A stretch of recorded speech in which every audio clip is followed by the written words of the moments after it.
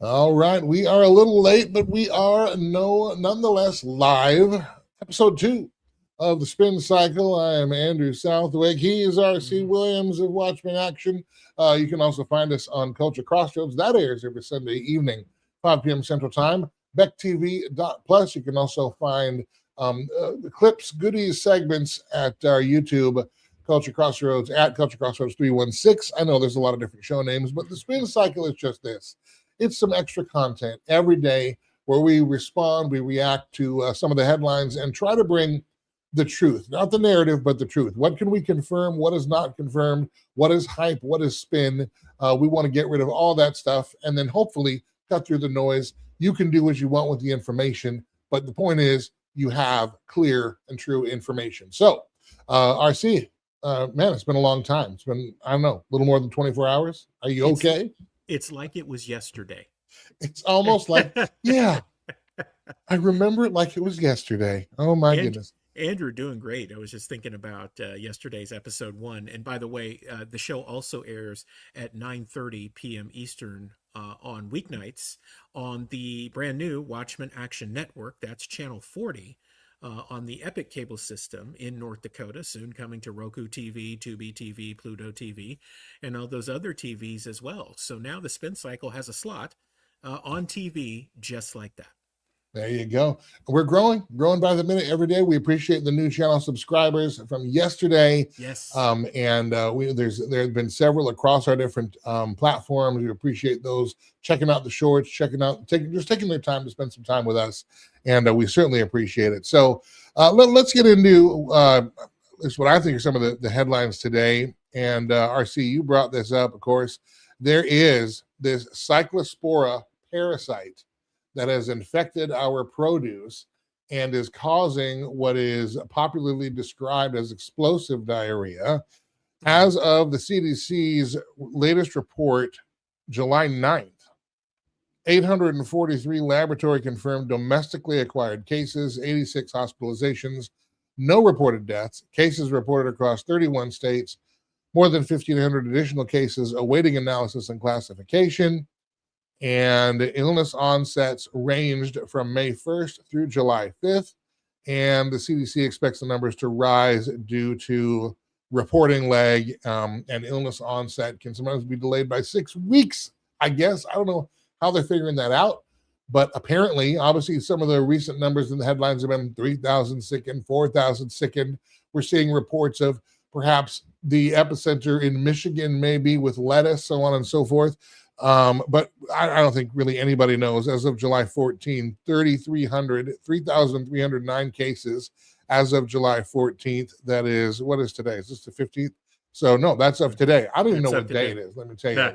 That's going on. And apparently, there's only 40 or 50 cases in a typical year. That doesn't necessarily mean anybody's hiding cases. It's weird. I just think there's a lot of lag in reporting.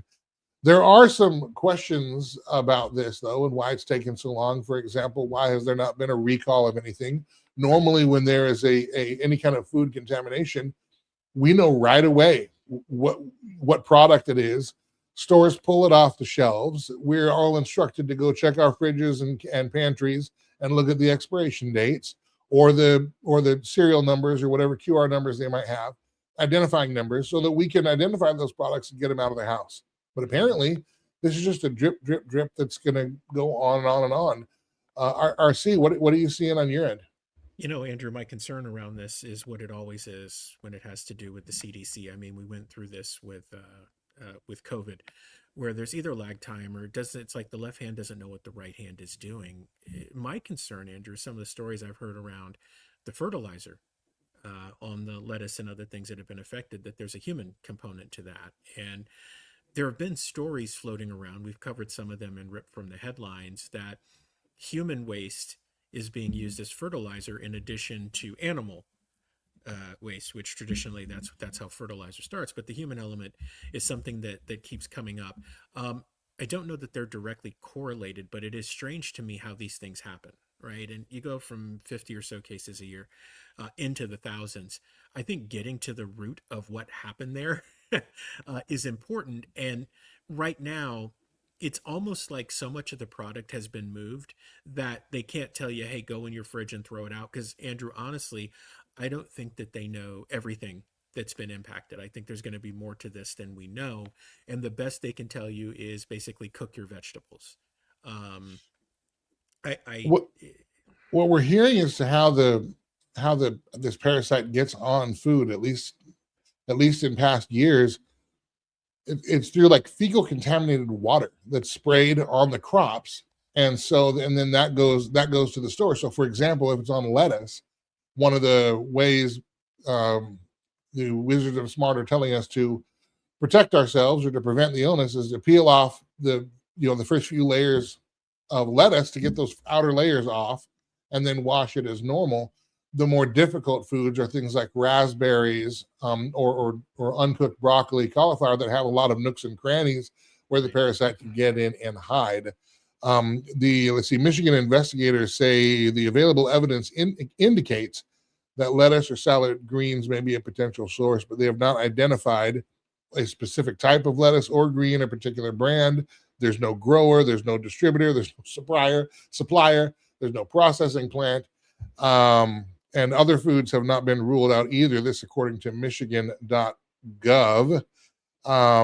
Yeah, so it is curious, and it's curious as to the widespread nature of it as well. But I'm not saying curious as in necessarily conspiracy theory, and they're all trying to kill us, but it is curious. It is, Andrew, and I think we see this in a couple of different areas. It exposes some of the fundamental weaknesses of our system and our structure. And given the things that have happened over the years, that when you look back at them, you say, wow, how much gross incompetence played a part in this. I mean, I think we learned that from 2020 beyond. There was an agenda, obviously, but we had such gross incompetence at so many levels that you think to yourself, man, it's a good thing that it wasn't mass fatality because we'd all be dead. Mm. Just on a slightly lighter note, they say, hey, peel back the first layer. Look, man, in this economy, most people can't afford to peel off that layer and just throw it away, right? Stuff's Well, expensive, including lettuce. Like, you come need one on, of man. those, again, not to make light of serious situations, but this struck me as funny this morning. The first story that I read about this had to do with Taco Bell removing lettuce from their products, Yes. and I mean the amount of jokes about how Taco Bell already has a long history with human digestive issues. Yes. It's, what struck me as especially hilarious. No offense, Taco Bell, we've all eaten there, we get it, but it's not like they're unfamiliar with I that mean, it type of thing. is, yeah, that is kind of a thing with Taco Bell. I mean, you could change the name of it to ED, explosive diarrhea. Taco Bell, please don't sue me. But I mean, yeah, it has a long storied history. It's interesting that they said, let's pull the fresh ingredients and yeah, so we don't catch a buzz saw. But Andrew, I think obviously people, you want to pay attention to these things, and it's hard to tell at this point. It's always when people ask me about, oh, are you worried about said contaminant or anything else? And I'm like, listen, here's the challenge. By the time you figure it out, by the time you find out what's going on, it's already made its way around the world. Anything can get around the world in a day or less at this point. And, I think being conscious of it is important. But I think we also have an accountability thing. We talked about this a little bit yesterday with governance and even with the CDC and some of our other agencies, whether it's at the federal level or the state equivalents. We have to be paying attention. And I think that as we talk about what's going on with Lindsey Graham and some of the other stuff here with Iran, um, the vigilance that's necessary in a self-governing society is really starting to show itself at this point. And people complain about those who represent them. I think you have to ask the hard question: how'd they get there? They got there because we weren't vigilant. People say big money interests and everything. Look, I get that, but again, it goes back to vigilance. How does that big money get in? We did a piece on Byron Donalds and his stock trades late last week. And if you follow the money that's even financed him and you get to the Club for Growth, I mean, follow the money, right? You've basically got 4 or 5 people who control potentially a large outcome in a gubernatorial election for one of the largest states in the country. Our level of vigilance is important here. If too many people are watching, people won't try to get away with things. It's like the old adage, an armed society is a polite society. This is no different. If a lot of people are paying attention, people are much less inclined to do things that they shouldn't be doing or try to pull a fast one. And I think people need to be reminded of that, even in this instance, because my questions obviously go to the CDC. But within the state of Michigan, I want to know where that contaminated water is coming from, who's in charge of that. And without completely tightening my tinfoil hat, I would ask people to take a correlation and look at what happened with the LA fires. When we finally started to figure out who was in charge of things and you got one look at them, you knew exactly why there were so many problems. We end up with some of the strangest and most incompetent people many times in these roles because they generally don't have a high level impact until something bad happens. And then you figure out the person who runs these things has absolutely no clue or any experience in the area that they work in. Not saying this is the case, but it's certainly worth looking into. Yeah, we got to move to the next story, but I do want to say, well, I don't want to say anything because I lost my thoughts. So we're moving right along. Potential Lindsey Graham conspiracy here. Oh boy. Yeah, I know this, but this. Okay, so this is this has been going around. It's a viral post. I've seen some of it on X, some of it on Facebook, that claims that former CIA analyst Larry Johnson has said that Senator Lindsey Graham could not have returned from Ukraine in time to suffer his medical emergency at his Washington home Saturday evening. The posts, I'm summing them up, but effectively they say the Ukraine trip plus return journey makes an 8:30 p.m. arrival impossible, and then presents the assertion that Pentagon insiders know the truth, that Lindsey Graham died in Kiev, and the cover story is already exposed by simple schedules. Let's see, Johnson made the allegation during an online interview on YouTube entitled Lindsey Graham Died in Ukraine and U.S. Covered It Up. But on balance, there are no other documents, no name Pentagon, Pentagon sources, flight records, witness testimony, anything like that. What is confirmed, we do know that the Graham was publicly photographed and recorded in Kiev on Friday, July 10th, meeting with President Volodymyr Zelensky, and they talked about air defense requirements. They talked about sanctions on purchasers of Russian oil. They talked about continued American support from Ukraine. And Graham's office also issued a July 10th announcement that he and other senators had reached an agreement with the Trump administration to advance legislation targeting purchasers of Russian oil and natural gas. So, but this comes down to a timeline now that we don't really know.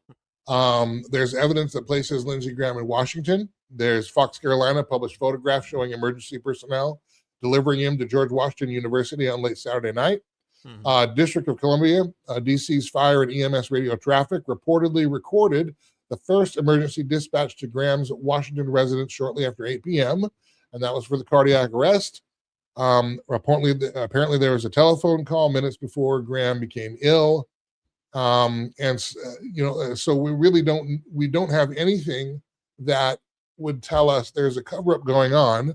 However, what remains legitimately unanswered is Graham's precise departure time from Kiev, his ground route out of Ukraine, the airport from which he flew, what kind of plane was he traveling on? Was it government, military, chartered, that kind of thing? We don't know exactly when he got to Washington. We don't have the full 911 call and EMS chronology. We don't have the reason the FBI remained involved after the preliminary medical finding, and we don't have the final medical examiner's report and toxicology. That would provide really a complete and independently verifiable timeline. So all we have really is, an assertion that someone is covering this up that's going viral, but that is what we can verify. That's what we can verify. So if you're seeing these bounce around the internet, if there's some there, that will show up. But right now we don't have that. Andrew, I mean, I at first I thought he was traveling with President Trump on Air Force One, but obviously that wasn't the case. So okay, fine. Like, is there a conspiracy? Are they trying to cover up the fact that he died in Ukraine? I mean, look, the fact remains, as best we can tell, the guy's actually dead. Okay. And his sister has already been appointed to take his seat. I guess for the sake of closing the loop, yeah, sure. And if he did in the event die in Ukraine, why would the US government feel the need to cover that up? Fine. I think following up on what I said yesterday, though, these are the distractions that concern me when we have bigger fish to fry. And anytime I hear something like this, the first thing I do is I look at other parts of the news cycle or the spin cycle to figure out what's trying to be slid by while people are distracted. We lost a sitting senator. There's a process for that where I said today the flag outside is at half mast. I can appreciate that, right? Didn't particularly agree with Lindsey Graham on most of his positions, and that's fine too. He's passed on. Okay, great. And his seats, he's already had someone appointed to his seat for the remainder of his term, and there is a process. I don't know that rehashing this does anything else except suck people down a rabbit hole. And interestingly enough, we're seeing a lot of that with conservative media right now in general. It's like all these rabbit holes that just distract you on things where it's like, that should have been solved a long time ago. Why is it all of a sudden relevant? What are you distracting me from? And our audience, Andrew, whether it's Culture Crossroads, Watchman Brief, or even now the Spin Cycle, you guys look beyond the spin and figure out what's going on. Eventually, we'll figure it out, but it's And not with these important. rabbit holes, yeah, we talk, and again, if anybody, checks out our, Culture Crossroads or Watchman Action, we do get into things that are in some cases are conspiracies, Yeah. but it's really pattern recognition and also an understanding, a spiritual understanding of human nature and our tendencies are bent towards evil and doing destructive things. And so we just look at that and say, listen, if it's like watching a wave come in from the shore. You can see it all the way out, in the ocean, and you can say, hey, that's going to keep approaching the shore and it's going to land about right here. You can see the water line oftentimes, from the on the sand. It's the same thing. It's much different than putting up, an assertion and then not providing anything to back that up at all. And as you're talking about, that then becomes a distraction because now we dig further into unfortunately, our tribalism camps, and we end up, majoring on the minors quite a bit. Yeah. I encourage people, don't fall for the shiny object syndrome. Don't do it. All right. Well, let's move from that to has America done its job in Iran? What? This is a legitimate question. No, I know it is. I'm just. In a Breitbart clip, Republican Kansas Senator Roger Marshall argues that Iran's military and nuclear capabilities have weakened enough that regional government should assume responsibility for what comes next. What Marshall claimed effectively was that the United States has, quote, defanged Iran, unquote, that Iran is unlikely to obtain a nuclear weapon in the immediate future, which President Trump, by the way, said that the nuclear dust or whatever the minerals are that are underground are so far underground that only America has the tools to get them out. Now, that was also a claim that was made a year ago as well, but I digress. Marshall goes on to claim that Gulf nations now have a responsibility to finish the job, quote unquote. The Gulf countries should be prepared to deploy their own ground troops, and that American soldiers should not lead a ground invasion or occupation. And Marshall did say, and direct quote, we've done our job. Have we done our job? What is our job? We were told that we don't want Iran to have a nuclear weapon. They didn't have one before. We were told that it was underground and we decimated all their materials and all their ability to make a weapon. Then we had to go in to make sure they didn't have a nuclear weapon. And then for months it was, we've got a deal, we don't have a deal, we've got a deal, we don't have a deal. Memorandum of understanding that lasts for about 4 seconds, not even enough time for the ink to dry. And now we're back on again, and now we're hearing that we've done our job and they don't have a weapon. President Trump also said the same thing in a press conference last week. But we don't. What's the end game here? What are we doing? If it's nuclear, if they're not supposed to have a nuclear weapon, haven't we now accomplished that goal?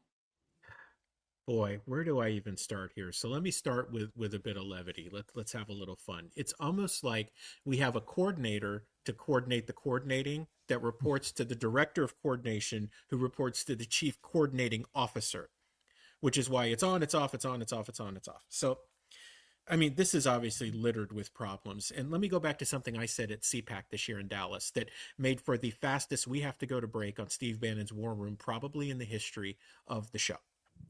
I said at that time, with regard to the Iran war, Trump is fighting a two-front war. The first one, well, not a war, I'm sorry, an engagement, whatever they're calling it now, is he's got the battle that's in front of him, okay, that's happening in Iran. But he's also got the court of public opinion.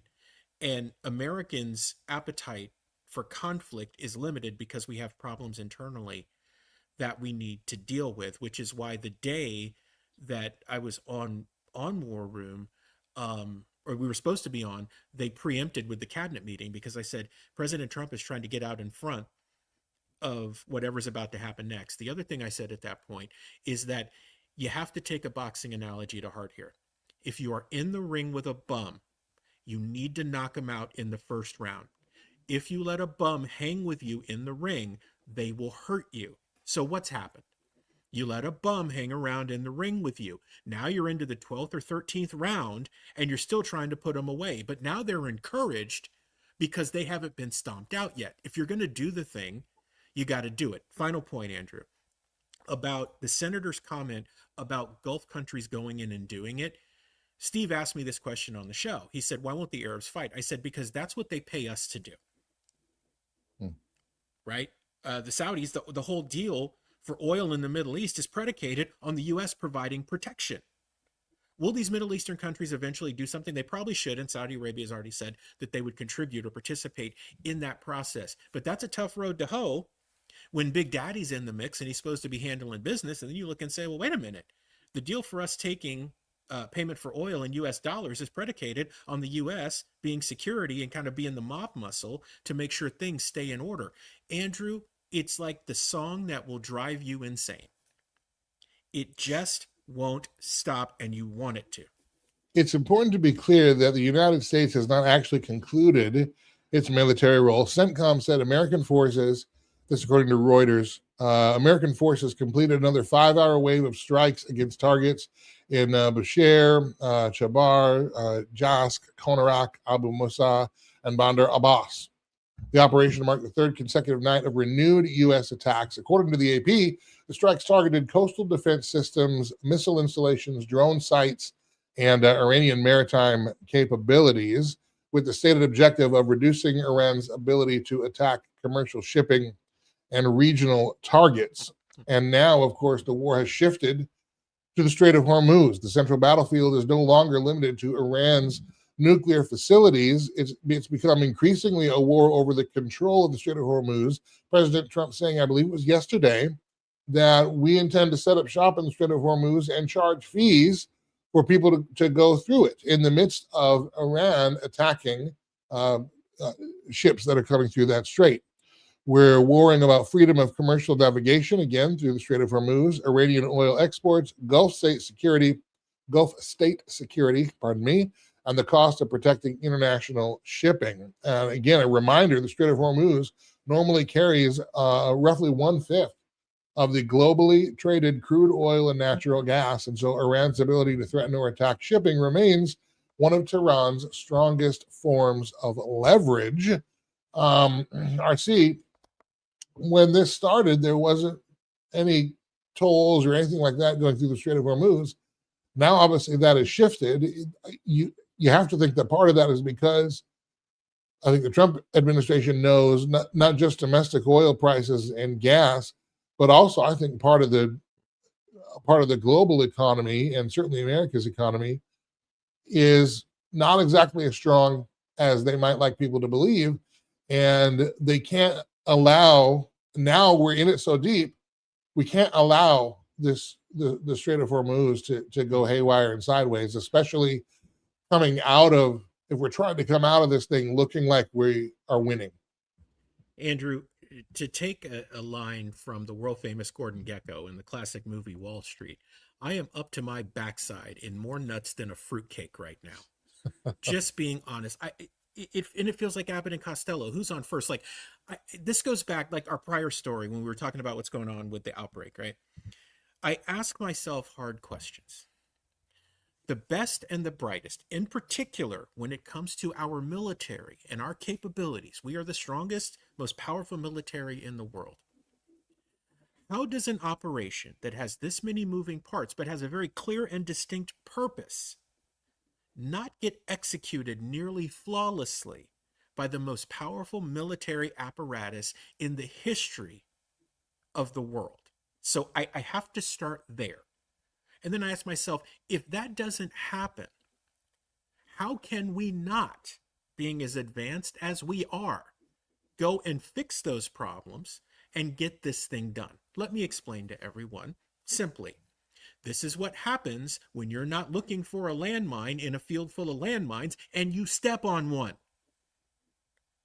Guys, look, and this is us kind of spin cycle. This is a lot of what happens off the air that you don't see on the TV shows.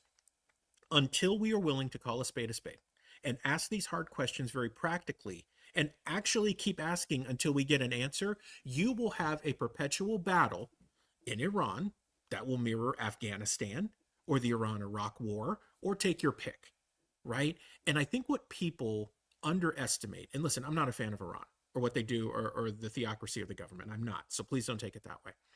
But you have to understand that the ideology that exists here is empowered when they can take what they deem the great Satan and keep them in perpetual battle. If you're going to knock a bum out, knock him out. If you're not, don't fight. Well, here's the other thing that I would add too. I think that we're underestimating against Iran. You mentioned, they want to take out the great Satan. They want to take out the little Satan. But they also, the Islam belief, they want to bring about the 12th Imam, and they believe to hasten the 12th. And if you look at how they describe the 12th Imam, it's effectively, they took that from how the Bible describes the Antichrist, and they want to bring this 12th Imam and hasten the coming of the 12th Imam.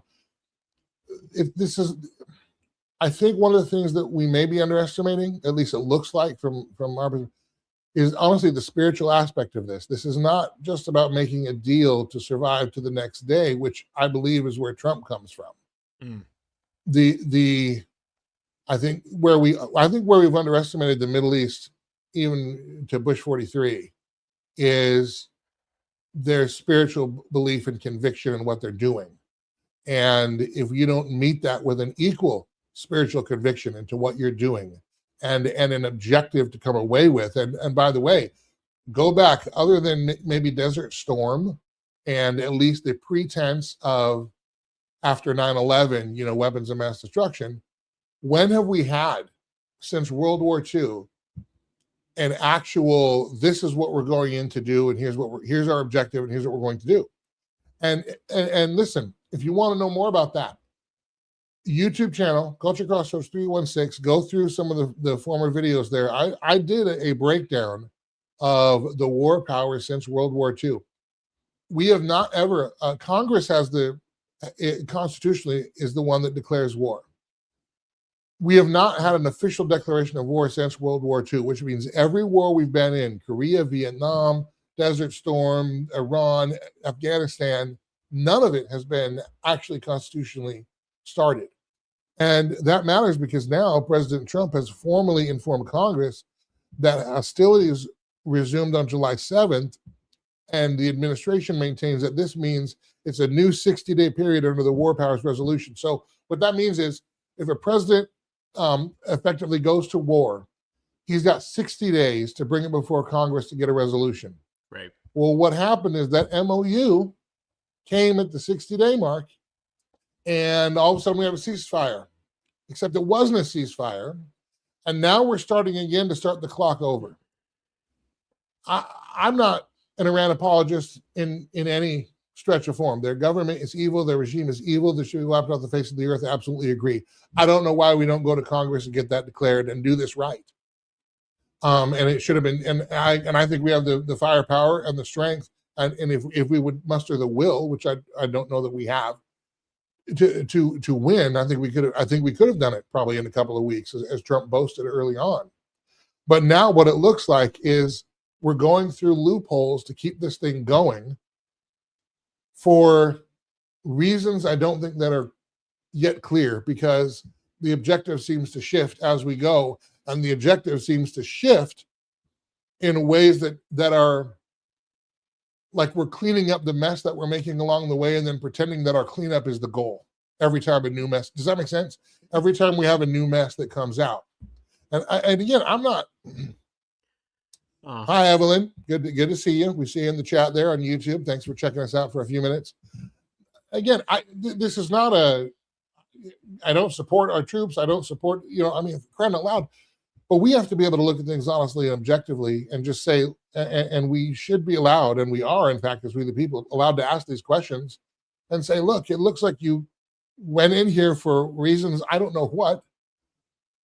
You decided it was going to be to keep Iran from getting a nuclear weapon, which previously you had said that we destroyed them anyway. So why is that?